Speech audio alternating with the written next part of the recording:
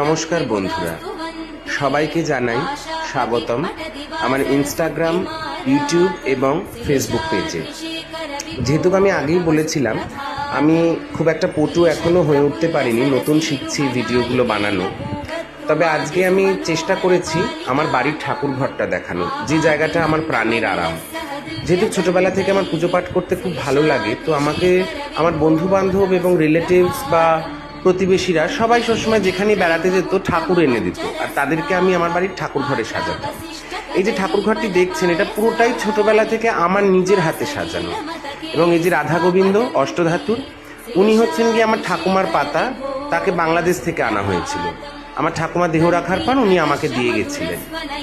আর সেই থেকেই এই রাধা গোবিন্দকে আমি আমার বাড়িতে চেষ্টা করে যাচ্ছি সেবা দেওয়ার। আমি জানি না কতটা পেরে উঠি, তাও আমার এই ব্যস্ত জীবনের মধ্যেও ভীষণভাবে চেষ্টা করি। আর এই যে গোপাল, তারপরে লক্ষ্মীনারায়ণ, মা অন্নপূর্ণা বা এত যে ঠাকুরের মূর্তি দেখছেন, এগুলো সব আমার সব পাওয়া। তবে আজ যেটা আমি দেখাবো সেটা হচ্ছে গিয়ে আমার বাড়িতে দুজনের আগমন ঘটেছে। এক হলো এই চতুর্ভুজ কৃষ্ণ এবং আর একটি হলো রাম। তো এই সাউথ ইন্ডিয়ান স্টাইলের এই মূর্তিগুলি কপারের তৈরি, তবে আজকে তারা এসেছেন। আপনাদের সবাইকেই আমি জন্যই ঠাকুরের কাছে প্রার্থনা করব যেন সবার ভালো হয়, মঙ্গলে থাকুন এবং সুখে